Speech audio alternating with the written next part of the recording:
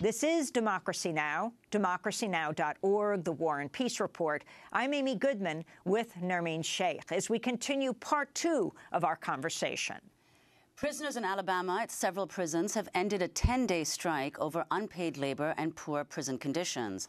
Their coordinated strike kicked off on May 1st, International Workers' Day, when prisoners at the Holman and Elmore correctional facilities refused to report to their prison jobs and later expanded to 3 other prisons.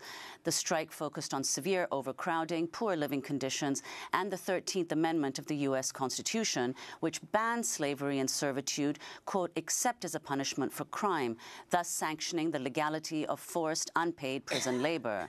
Alabama operates the country's most crowded prison system, holding nearly twice as many people as it's designed to contain. For more, we're joined by Kinetic Justice, who's joining us by phone from solitary confinement in Holman Correctional Facility, co-founder of the Free Alabama Movement, one of the organizers of the strike. Currently in solitary for more than 2 years, in the 28th month of solitary for organizing a similar action in 2014. And we're joined from Montgomery, Alabama, by Pastor Kenneth Glasgow, founder and national president of the Ordinary People's Society, or TOPS, a faith-based organization in Alabama focusing on criminal justice reform and rehabilitation of repeat offenders. We're welcoming you both to Democracy Now! In part one, we talked to Kinetic Justice, and we're going to go back to him. But we want to go now to Pastor Kenneth Glasgow. Pastor Glasgow, can you talk about what you're doing on the other side of the bars, free, to help the people inside? Well, what I've been doing for the past 15 years is fighting for prison reform and actually looking at laws and different things that prevent not only people from getting out, but people from getting what's called pre-release, that rehabilitation, that education, and all that they need in the reentry preparedness in order to get out. What we have been doing, we're the first ones to ever win a lawsuit in 2008 where people have the right to vote or never lose their right to vote depending on what felony they have. In Alabama Constitution, they have the Moral Turpitude Act. So if you have a crime not involving moral turpitude, then you never lose your right to vote, whether you're in prison or not. What do you mean by moral turpitude? Moral turpitude, to define it in layman's terms, you would put it as something that causes hurt, harm, danger, or suffering to someone else. That's what mainly you would actually say a moral turpitude is, something that infringes danger or suffering or imposes something on someone else besides yourself. Like possession would be a crime not involving moral turpitude, with sales would be a crime involving moral turpitude because you include others. What we're doing concerning the Free Alabama movement is just being the arms and legs and the voice for them. I'm actually going into a meeting when I leave here with the commissioner, Commissioner Dunn, along with other commissioners of the Department of Corrections. I went to the governor yesterday and tried to meet with him and others concerning the decrepit buildings, that the prisons that they're in, mold everywhere, concerning the bird feeding, concerning those demands that Kinetic Justice just told you about, along with adding 3 of our own demands, and that is that we do a fact-finding a committee, a fact-finding mission inside the prison with me and some more colleagues. I'll probably try to take some legislators and lawyers in there with me, as well as advocates, as I did in 2012 and 2013 in Georgia when they had the Georgia prison strike. I'm also reaching out to labor unions about them not getting paid.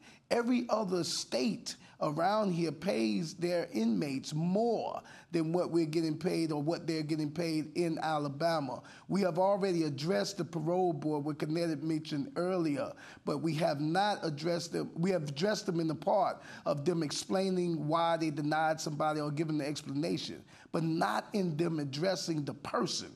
And what we have to realize is that people that are in prison are people. That's the first and foremost fact that we're trying to convince not only those in Alabama, in Florida, and Georgia, but we are back and forth every 3 months as part of the Super 8 with the Department of Justice and the Reentry Interagency Council. What we're going to do today is address those demands and come with some resolution, because they want to say, well, the strike has subsided, We got everything under control. Okay, for security, I understand that. But what they have to look at is that these young men organize beyond any barriers that we would have on the outside. They organize beyond any barrier of race, beyond any barrier of religion, beyond any barrier of classism, and they did it in a fashion that exceeded outside of Holman prison, but into Elmore and other prisons. Their demands are something that really need to be looked at, and they need to be looked at emphatically. Or they kept peace. Holman prison had a strike, and the officer was hurt.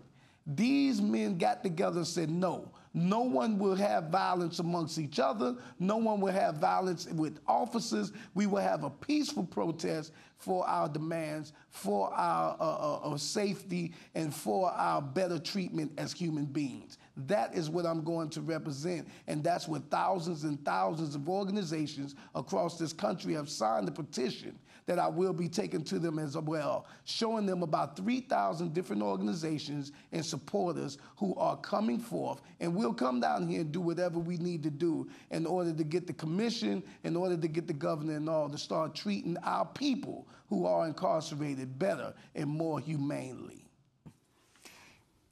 Let me go for a minute to kinetic justice inside solitary confinement. Explain, as you did in part one of our conversation, why you ended this work stoppage. A lot of people might be asking on the outside, what do you mean work stoppage? What are you doing inside prison? What do you mean by work? Are you getting paid? Are you being forced to work for free? What's happening? Actually, we're in the state of Alabama. Everyone works for free. The ones, you have maybe 25 to 30 who run the kitchen. You have maybe 5 to 10 whose assignment is mopping floors and cleaning windows all day. Then you have a group that does the yard work, landscaping. And there are 2 industries in this institution. And one is a tag plant where they make every single tag in the state. They have a sewing factory where they make clothes. You mean, Kinetic, you mean license plates? Yes, license plate, motorcycle plates, RVs, trailers, anything in the state that requires a license plate, it is made at Holman Correctional Facility, and it is a billion-dollar industry. However, they pick and choose a handful of people who have been gone for 25 and 30 and 40 years, people who have no outside help, people who have been left to be a ward of the state. And they pick these guys, and they pay them 15 cents to 30 cents per hour to produce thousands of tags. I think the last number was that they produce 20,000 tags per day, and that's at 100,000 tags per week. And the state can take 2 of those tags and pay everybody who works there for a month. And that's just hyper-exploited of these people who work 8 to 10 hours a day, yet have no money to be able to take care of their basic needs and so forth. I mean, Pastor Kenneth Glasgow, on the outside, unions and workers should be protesting because they can't compete with free labor or someone who is working for 15 or 30 cents an hour. In a sense, they're taking their jobs, and they don't want to be, right? I mean, on the inside, they're being forced to work. But before we lose Pastor Glasgow, our satellite, we only have you for a few more minutes. You were inside, is that right? Talk about forming an organization inside the organization you founded when you were in prison and what you tried to do there and what you're trying to do now on the outside. Well, I formed TOPS, the Ordinary People Society, while serving 14 years in prison. I was in Florida after I left Alabama prison. And in 1994, we formed, and what we were trying to do was to get people to look at people that were incarcerated as prodigal children, and not as criminals, not as ex-offenders, not as ex-felons, not ex-anything, convicts, but to look at us as people. Because when you call me that, you're putting me in the racial epithet. You're calling me something racial. You're calling me the N-word. And people say, oh, it's not racism, but it's classism. It's just the same, just a different category. And so what we tried to do was get the churches and all of the people that were in these organizations to start focusing more on the needs of those of us who were incarcerated and those of us who were getting out of incarceration in order to provide the food, clothing, and shelter and the stuff for us to become productive citizens of society. One of the things that Kinetic Justice you need to ask them about is they formed the organization in there, Convicts Against Violence. That's what they just displayed in those 10 days. And for some reason, the Alabama Department of Corrections stopped it because they wasn't in control of it. And I guess they have to have their control, custody, and all that, and security. But yet and still, if it's about rehabilitation, you must realize that you, first of all, cannot rehab someone who haven't been habilitated.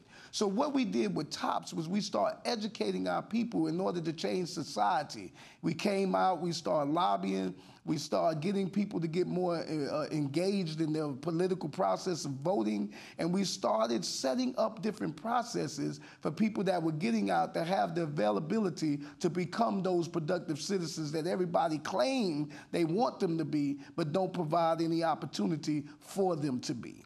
Now, another thing that I want you to reach out to Kinetic Justice before I go is that they are inside, and Kinetic, I need you to tell them about this. They are paying for them in their disciplinary actions. They're paying $4 for administration. They get caught with a phone. It's $25 the first time, second time, $50, third time, $75. So they are being totally exploited, not only working for free, but acting and being coerced to pay for everything they're getting, food and all. And he'll tell you more about that. What we're doing on the inside is that we're appealing to all these labor unions, to these churches, to administration, to legislators in all of the South and abroad, and asking them to look at us as people.